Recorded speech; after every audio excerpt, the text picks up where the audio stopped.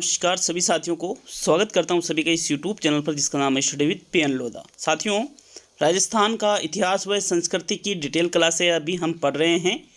आज class number 7 है जिसमें हम राजस्थान जीके के अंतर्गत इतिहास पढ़ेंगे और एनसीईआरटी और आरबीएससी की जो पुस्तकें हैं उसका निचोड़ आप पढ़ने वाले हो। साथियों देखिएगा, सेकंड ग्रेड शिक्षक भर्ती, थर्ड ग्रेड की जो मुख्य पेपर जो है उसके लिए रीट पात्रता परीक्षा और फर्स्ट ग्रेड शिक्षक भर्ती के लिए बेहद ही उपयोगी है। साथ ही राजस्थान पुलिस और अन्य सभी राजस्थान की जो वैकेंसियां है उनके लिए ये जीके की क्लास बहुत ज़्यादा उपयोगी साबित होगी। बड़ी क्लास रहेगी थोड़ी, तो आप वीडियो को पूरा देख करके जाइएगा। साथियों, वीडियो को शुरू करने से पहले हम आपको ये बता दें कि राजस्थान का इतिहास व संस्कृति के अंतर्गत हम गुहिल वंश पढ़ रहे हैं जिन्होंने मेवाड़ पर शासन किया था। यहाँ पर आज ये 7वीं क्लास है, लगभग 10 क्लास में आपके गुहिल वंश पूरा हो जाएगा और अन्य जो राजवंश है उनकी लगभग 15 क्लासेज रहेगी। साथियों तो आने वाले 15 दिनों में आपके जितने भी राजवंश है सारा मैटर पूरा करा दिया जाएगा और इस गुहिल वंश से संबंधित बहुत ही ज़्यादा महत्वपूर्ण प्रश्न जल्द ही आपके सामने आने वाले हैं वस्तुनिष्ठ रूप से। तो इसकी भी आप बिल्कुल टेंशन ना ले कि वस्तुनिष्ठ प्रश्न नहीं कराए जाएंगे। डिटेल क्लास अभी हम पढ़ रहे हैं, तो चलिए वीडियो को शुरू करते हैं। साथियों तो देखिए, इसके पहले हमने गुहिल वंश के 7 जो शासक है उनके बारे में पढ़ लिया है। एक बार हम वहीं से शुरुआत करते हैं ताकि आपका रूटीन तुरंत इस वीडियो के साथ बन जाए। देखिए, हमने गुहिल वंश की शुरुआत की थी कि भाई गुहिल के द्वारा इस वंश की स्थापना की गई और इसमें सबसे पहले रावल शाखा आई। कौन सी शाखा आई? रावल शाखा, जिसके अंतर्गत हमने बप्पा रावल के बारे में पढ़ा। बप्पा रावल के बाद में हमने जेत्र सिंह के बारे में पढ़ा और जेत्र सिंह के बाद में हमने रावल रतन सिंह के बारे में पढ़ा। देखिए, रावल रतन सिंह रावल शाखा का अंतिम शासक था गुहिल वंश के अंतर्गत। ठीक है, रावल रतन सिंह जो अलाउद्दीन खिलजी ने पद्मावती के लिए चित्तौड़ पर आक्रमण किया था, ये वो वाली बात है। इसके बाद में जब चित्तौड़गढ़ पर अलाउद्दीन खिलजी का एक तरह से आप यूँ कह सकते हो कि शासन किसका हो गया, फिर वहाँ पर अलाउद्दीन खिलजी का मतलब चित्तौड़ किसके कब्जे में आ गया? अलाउद्दीन खिलजी के कब्जे में। तो उनका जो पुत्र था खिज्र का, उसको वहाँ का शासक नियुक्त अलाउद्दीन खिलजी के द्वारा कर दिया गया और चित्तौड़ का नाम बदल कर क्या रख दिया गया साथियों? खिजराबाद रख दिया था। तो उसके बाद में यहाँ पर जो गुहिल वंश है, गुहिल वंश में ही एक सरदार थे जिसका नाम था साथियों हम्मीर। हम्मीर गुहिल वंश के ही सरदार थे, लेकिन यहाँ पर इनकी शाखा क्या थी? सिसोदा। तो सिसोदा इनकी शाखा थी, इसलिए यहाँ से राणा हम्मीर से ये माना जाता है कि गुहिल वंश के सिसोदिया शाखा की शुरुआत राणा हम्मीर के समय हुई। साथियों तो उसके बाद में हमने हम्मीर के बारे में भी पढ़ा, विषम घाटी, पंचानन इत्यादि, ये सारी चीज़ें आपको याद होगी। उसके बाद में हमने लाखा के बारे में पढ़ा, लाखा जिसको लक्ष्य सिंह के नाम से भी जाना जाता था। उसके बाद में हमने महाराणा मोकल के बारे में पढ़ा साथियों, और आज हम पढ़ने वाले हैं 8वें नंबर पर उसके बाद में भी मोकल के बाद में हमने कुंभा के बारे में भी पढ़ लिया था पिछली क्लास में, और आज हम पढ़ने वाले हैं राणा सांगा के बारे में जिसको संग्राम सिंह के नाम से भी जाना जाता था। ये आप ये मान सकते हो कि जो मेवाड़ वंश, ठीक है, जो मेवाड़ था उसमें जो गुहिल वंश है उसका सबसे ज़्यादा प्रतापी जो योद्धा होता है साथियों, युद्ध लड़ने में सबसे ज़्यादा युद्ध भी इसने लड़े, जीत भी सबसे ज़्यादा इसने ही हासिल की। और मेवाड़ का जो आधिपत्य है, मेवाड़ का जो गौरव है, ये सारी चीज़ें आप यूँ कह सकते हो इनकी वजह से स्थापित हुई। किनकी वजह से? राणा सांगा या संग्राम सिंह की वजह से। आने वाले जो शासक हम पढ़ने वाले हैं, पिछले शासक जो हम पढ़ चुके हैं, इसमें सबसे ज़्यादा युद्ध इसी के द्वारा लड़े गए और सबसे ज़्यादा युद्धों में जीत भी इसी ने हासिल की थी साथियों। तो आप यूँ मान सकते हो कि ज़्यादा ताकतवर, ज़्यादा प्रतापी योग्यता था ये जो योद्धा था। अगर हम बात करें राणा सांगा जिसको संग्राम सिंह के नाम से भी जाना जाता था, तो इसका शासनकाल था 1509 से 1528 ईस्वी में। आप या तो इनको नोट करके चलते रहिएगा या फिर स्क्रीनशॉट ले लीजिएगा साथियों, क्योंकि सारी चीज़ें मैं आपको कहानियों के माध्यम से भी और फैक्ट चीज़ों के माध्यम से भी बता रहा हूँ। तो सबसे पहले आपको याद रखना है राणा सांगा का कार्यकाल 1509 से 1528 ईस्वी में, मतलब ये कब राजा बने? 1509 में ये राजा बने और 1528 तक इन्होंने राज किया। देखो, राणा सांगा के 3 अन्य भाई और थे। कौन कौन से? एक तो पृथ्वीराज, और एक जयमल और एक राज सिंह। पृथ्वीराज चौहान की बात नहीं की जा रही है। पृथ्वीराज चौहान वो चौहान वंश के थे, यहाँ पर हम गुहिल वंश पढ़ रहे हैं। तो इनके जो अन्य 3 भाई थे, पृथ्वीराज, जयमल, राज सिंह और राणा सांगा, ये चारों भाई थे। अब चारों ही ये मानते थे कि भाई आने वाले पिताजी के बाद में जो शासन करेगा वो मैं करूँगा। सब ये सोचते थे कि भाई मैं शासक बनूँ। जयमल सोचता था कि मैं शासक बनूं, राज सिंह, पृथ्वीराज, राणा सांगा, चारों की ही ये सोच थी कि भाई शासक कौन बनेगा, मैं बनूंगा। ठीक है, लेकिन शासक तो एक ही बन पाता है, यूँ थोड़ी कि 4 राजा एक ही राज्य के बन जाते हैं। ये चारों ही अपने आप को अपने पिता का उत्तराधिकारी मानते थे। अतः इस वजह से चारों भाइयों में संघर्ष था, किंतु अंत में जीत राणा सांगा की हुई और वह मेवाड़ के शासक बने। तो आप यूँ कह सकते हो कि चारों भाई में एक तरह से बहुत ही ज़्यादा आंतरिक रूप से द्वंद्व चलता था। चारों ही एक दूसरे के खिलाफ रहते थे, क्योंकि चारों ही की ही क्या सोच थी कि भाई शासक मैं बनूं। तो यहाँ पर संघर्ष जो इनके बीच में हुआ, चारों के बीच में, उसमें कौन जीता? राणा सांगा जीता। और मेवाड़ का शासक कौन बना साथियों? राणा सांगा या संग्राम सिंह 1509 ईस्वी में। ठीक है, चलिए आगे बढ़ते हैं। देखिए, इनका राज तिलक 1509 ईस्वी में हुआ, मतलब ये शासक 1509 ईस्वी में बने। सांगा को हिंदू पद, सैनिकों का भग्नावशेष, मानवों का खंडहर इत्यादि के नाम से जाना जाता है। देखिए, मानवों का खंडहर क्यों कहा जाता है राणा सांगा को? क्योंकि राणा सांगा ने इतने युद्ध किए और युद्ध में इतना ज़्यादा जो उनका शरीर है उन पे अनेक तरह की चोटें लगी, अनेक तरह के घाव हुए।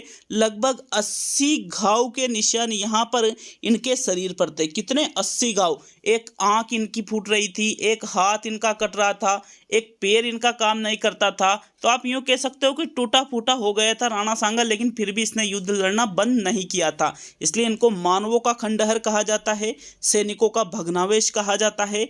सांगा को ही हिंदूपत के नाम से भी जाना जाता है साथियों। किसको?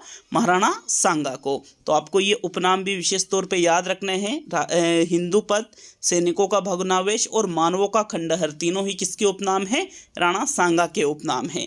जो राणा सांगा के द्वारा वैसे तो अनेक युद्ध लड़े गए, लेकिन 4-5 युद्ध ऐसे हैं जो बहुत ही ज़्यादा प्रसिद्ध हुए। फेमस जो उनके युद्ध है उनके बारे में हम यहाँ पर स्टडी करने वाले हैं। तो राणा सांगा के द्वारा लड़े गए प्रमुख युद्धों के बारे में हम देखेंगे। सबसे पहले हम खातौली का युद्ध देखेंगे साथियों। खातौली का युद्ध हुआ था 1517 में। किस किस के बीच में हुआ था खातौली का युद्ध? आपको याद है, होना चाहिए। ठीक है, नहीं है तो होना चाहिए। सांगा वर्सेज इब्राहिम लोदी के बीच में खातौली का युद्ध लड़ा गया, जिसका परिणाम क्या हुआ? राणा सांगा विजय रहा। 1517 में ये युद्ध लड़ा गया था। पहले खातौली नामक स्थान कोटा के अंतर्गत आता था, वर्तमान में बूंदी के अंतर्गत ही आता है। बट आपको कोटा याद रखना है, क्योंकि जब खातौली का युद्ध लड़ा गया था सांगा और इब्राहिम लोदी के बीच में 1517 में, तो ये खातौली नामक स्थान कहाँ पर है? कोटा में पड़ता था साथियों। और RBSC NCERT ने भी कोटा ही दे रखा है, तो आपको कोटा याद रखना है। लेकिन कोटा ऑप्शन में नहीं हो तो फिर आपको बूंदी को सही करना है। इसका क्या परिणाम रहा साथियों? यहाँ पर विजय कौन हुआ? सांगा हुआ। आपको ये एक चीज क्लियर रहना चाहिए सभी के माइंड में कि जो पहले के जो शासक थे वो अपना आधिपत्य, अपना गौरव स्थापित करने के लिए साथियों एक जो कमजोर राजा थे उन पर चढ़ाई करते थे। ठीक है, उनको युद्ध के लिए उनसे युद्ध करते थे और उनका राज्य हड़प कर अपने राज्य में मिला लेते थे। इससे उनका राज्य का विस्तार होता था, महत्वाकांक्षी ज़्यादा थे। ठीक है, आप यूँ कह सकते हो।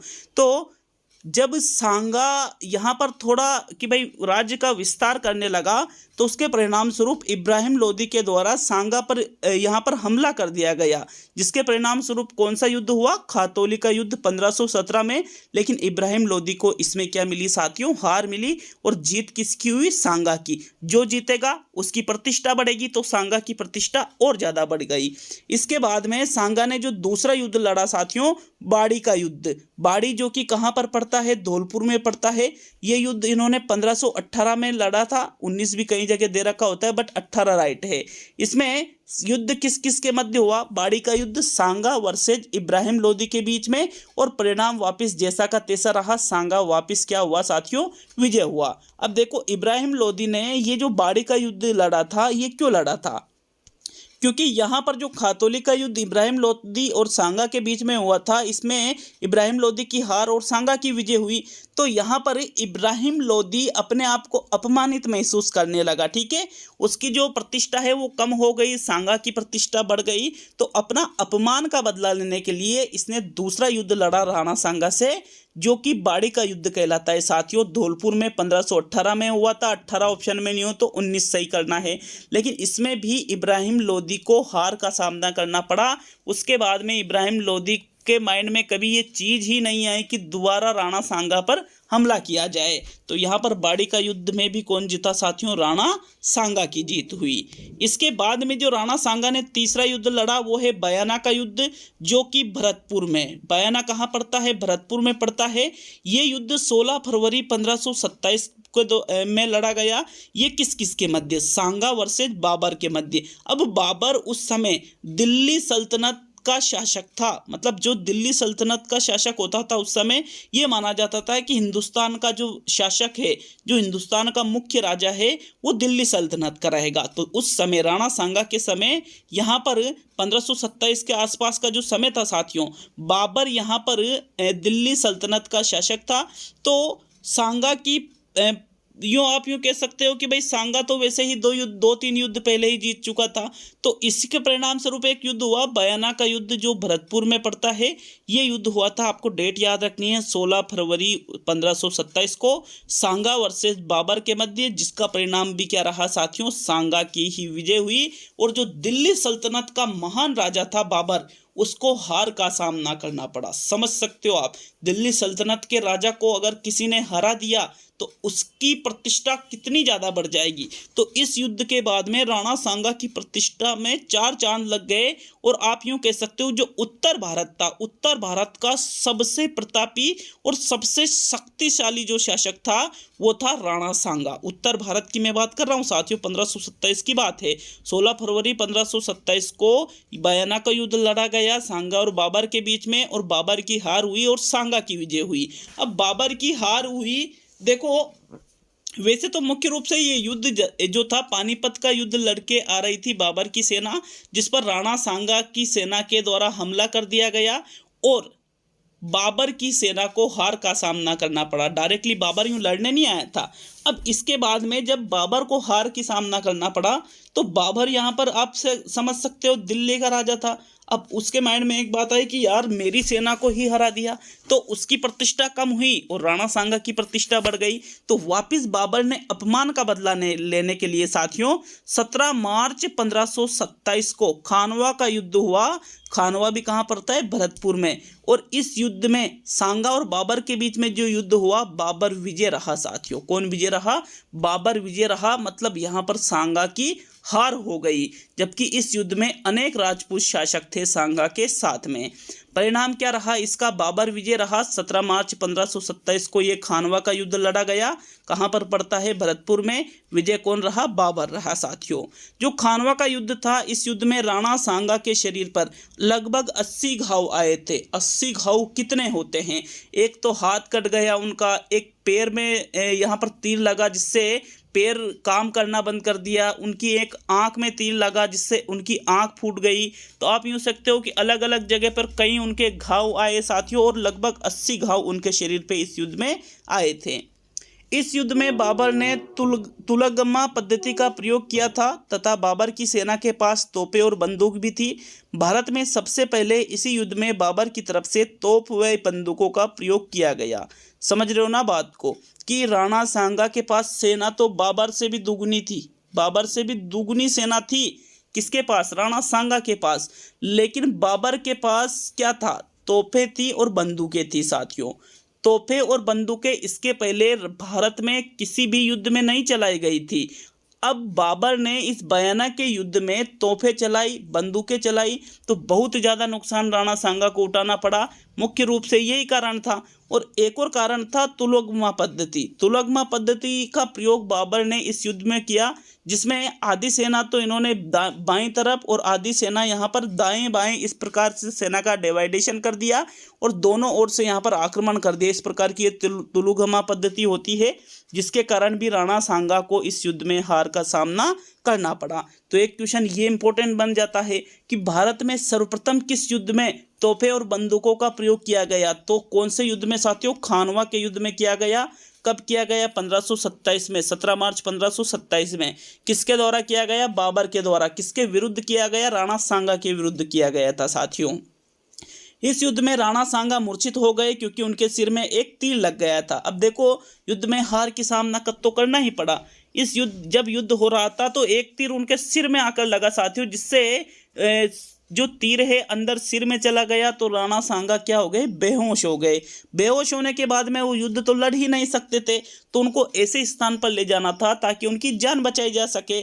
तो खानवा के युद्ध में सांगा के घायल होने पर उनके मुकुट राज चिन्ह को हलवद काटियावाड़ के झाला राज सिंह के पुत्र झाला अज्जा ने धारण किया। ये भी मोस्ट इंपोर्टेंट क्वेश्चन है साथियों। जब राणा सांगा मूर्छित हो गए तो मतलब राजा मूर्छित हो गया। तो पहले यूं माना जाता था कि राजा अगर मूर्छित हो गया या मर गया तो मतलब सामने वाली सेना यहाँ पर जीत चुकी है और जो राजा वाली सेना है वो हार चुकी है। तो यहाँ मूर्छित होने के बाद में जितने भी राज चिन्ह थे, मुकुट वगैरह, अन्य अस्त्र शस्त्र वगैरह, सारे अस्त्र शस्त्रों को, मुकुटों को झाला अज्जा ने पहन लिया और लोगों को लगा कि हाँ भाई, राणा सांगा अभी जीवित है, इनको कुछ नहीं हुआ और ये युद्ध लड़ रहे हैं। तो इसलिए झाला अज्जा ने ऐसे किया और झाला अज्जा लड़ते लड़ते शहीद हो गए साथियों। तो यहाँ पर एक प्रश्न क्या बन जाता है कि खानवा के युद्ध में सांगा के राज चिन्ह को किसने धारण किया था? तो झाला अज्जा के द्वारा ऐसा किया गया था। राणा सांगा ने कालपी नामक स्थान पर उनके ही राजपूत साथियों ने राणा सांगा को नए युद्ध करने के जो विरोधी थे उन्होंने जहर देकर सांगा को मार दिया। अब मेरी एक बात समझने की कोशिश करना। जब राणा सांगा खानवा के युद्ध में घायल हो गए, घायल होने के बाद में उनको दूसरी जगह पर ले जाया गया साथियों। जब उनको होश आया, कौन सी जगह पर? कालपी नामक स्थान पर ले जाया गया। जब उनको होश आया कि मुझे यहाँ पर क्यों लाया गया, मैं तो युद्ध लड़ना चाहता हूँ, युद्ध अभी चल रहा है, ऐसे तो हम हार जाएंगे। तो यहाँ पर जब पता चला कि हमारी सेना युद्ध हार चुकी है तो राणा सांगा ने प्रण लिया कि जब तक मैं वापस बाबर से युद्ध में, नए युद्ध में जीत ना जाऊं, तब तक वापस मैं चित्तौड़ नहीं जाऊंगा। ऐसा इन्होंने प्रण लिया राणा सांगा ने। तो बहुत सारे ऐसे राजपूत उनके साथी थे, उनके साथी सरदार थे जो चाहते थे कि अगर हम दोबारा युद्ध करेंगे वैसे ही, तो इस युद्ध में हमने बहुत कुछ खो दिया है। 2 लाख सैनिक थे साथियों इस युद्ध में राणा सांगा के साथ में। तो बहुत कुछ खोने के बाद में दोबारा से यदि युद्ध लड़ेंगे तो चित्तौड़ के पास कुछ नहीं बचेगा।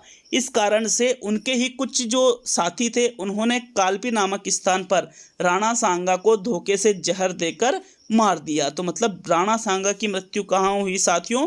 कालपी नामक स्थान पर 30 जनवरी 1528 को राणा सांगा की अतः कालपी नामक स्थान पर 30 जनवरी 1528 को राणा सांगा की मृत्यु हो गई साथियों।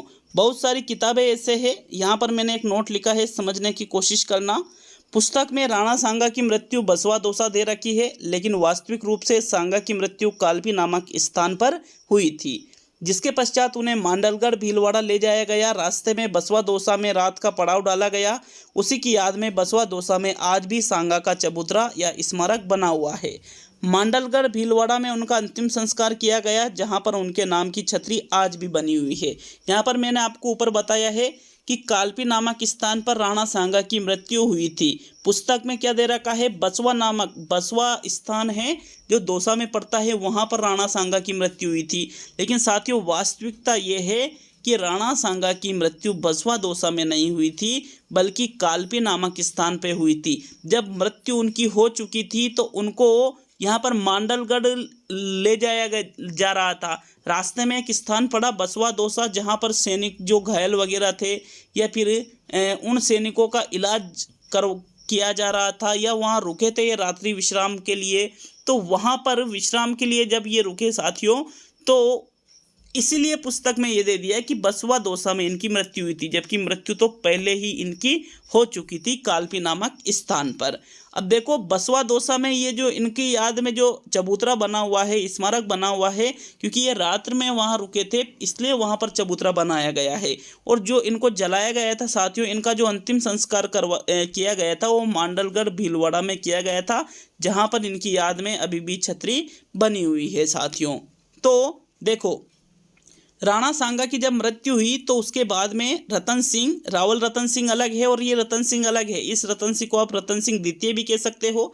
1528 से 31 व उसके बाद राणा विक्रमादित्य मेवाड़ के शासक बने, लेकिन इनका कोई इतना इतिहास नहीं है, ना ही यहाँ से प्रश्न पूछे जाते हैं, इसलिए आपको ये चीज़ें मैंने बता दी। अब अगला शासक हम उदय सिंह के बारे में पढ़ने वाले हैं साथियों, क्योंकि उदय सिंह भी यहाँ पर एक प्रसिद्ध शासक है, इसमें से प्रश्न भी पूछे जाते हैं। तो चलिए उदय सिंह के बारे में भी अब हम पढ़ लेते हैं।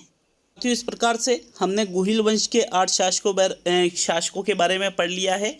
यहाँ पर 9वें नंबर पे जो शासक आता है इसका नाम है राणा उदय सिंह। इनको उदय सिंह द्वितीय के नाम से भी जाना जाता है। इनका शासनकाल था 1537 से 1572 ईस्वी के मध्य।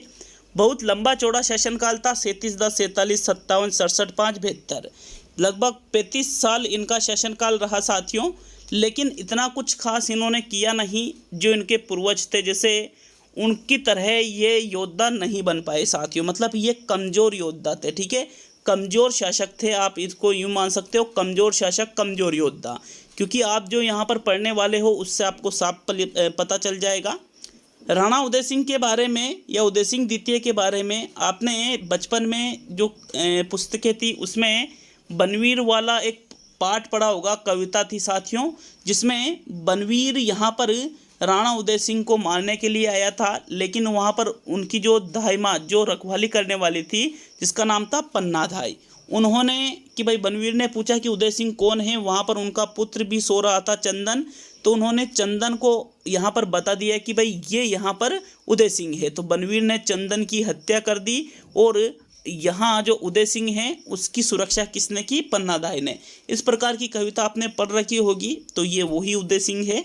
राणा उदय सिंह को बनवीर से बचाने का कार्य पन्नाधाई ने अपने पुत्र चंदन का बलिदान देकर किया, कि अपने पुत्र का बलिदान दे दिया, लेकिन राजा का पुत्र होने की वजह से, क्योंकि उसको पता था कि आने वाले समय में उदय सिंह यहाँ का शासक बनेगा, तो पन्नाधाई जो उसका सगा बेटा था साथियों, उसका बलिदान दे दिया। क्या नाम था उसका? चंदन। उसका बलिदान दे दिया किसकी रक्षा के लिए? उदय सिंह की रक्षा के लिए। किसके द्वारा? पन्नाधाई के द्वारा ऐसा किया गया। चूँकि बनवीर उदय सिंह को मारना चाहता था, किंतु उनकी धाई माँ ने बनवीर से उदय सिंह को बचा लिया। उदय सिंह को बचा करके कुंभलगढ़ के किले में रखा गया था साथियों। कुंभलगढ़ के किला का निर्माण किसके द्वारा करवाया गया था? महाराणा कुंभा के द्वारा कुंभलगढ़ के किले का निर्माण करवाया गया था। अब यहाँ पर जब बनवीर को लगा कि यहाँ उदय सिंह की तो मृत्यु हो ही चुकी है, तो वो शासक बना।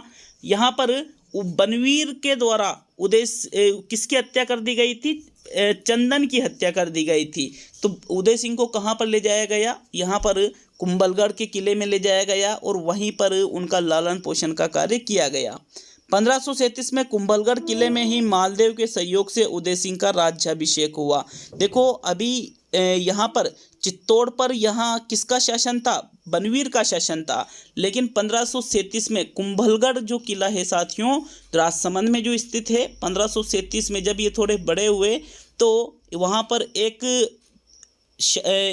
एक उनके जो रखवाले थे, संरक्षण का कार्य जिन्होंने किया था, मालदेव साथियों, इनके सहयोग से उदय सिंह का वहाँ पर राज्याभिषेक किया गया कि उदय सिंह कुंभलगढ़ के नहीं बल्कि मेवाड़ के शासक है, मेवाड़ के राजा है। कब किया गया उदय सिंह का राज तिलक? 1537 में। किसके सहयोग से किया गया साथियों? मालदेव के सहयोग से किया गया।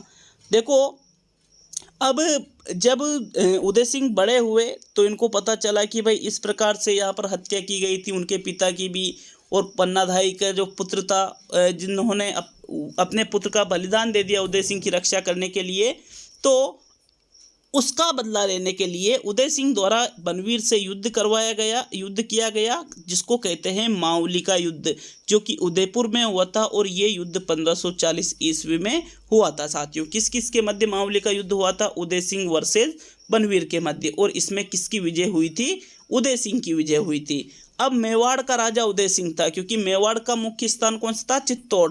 तो जब वहाँ चित्तौड़ पर बनवीर का अधिकार था, बनवीर वहाँ का शासक था, तो उससे लड़ाई करी उदय सिंह ने और बनवीर को मार डाला और साथ में अपना बदला भी पूरा किया। और साथियों मेवाड़ के शासक कौन बन गए? उदय सिंह बन गए। उदय सिंह ने 1559 ईस्वी में उदयपुर नगर बसाकर उसे अपनी राजधानी बनाया एवं उदयपुर शहर में उदय सागर झील एवं मोती मगरी के सुंदर महलों का निर्माण करवाया। तो पहली चीज तो उदय सिंह के नाम के आधार पर ही जो वर्तमान में उदयपुर शहर है ये उदय सिंह के नाम के आधार पर है साथियों। उदय सिंह के द्वारा ही इस उदयपुर शहर का यहाँ पर उदयपुर जो शहर है ये किसके द्वारा बसाया गया है साथियों? ये बसाया गया था उदय सिंह के द्वारा। कब बसाया गया? 1559 ईस्वी में। और वहाँ पर एक झील भी पड़ती है उदय सागर झील, ये भी उदय सिंह ने ही बनवाई थी।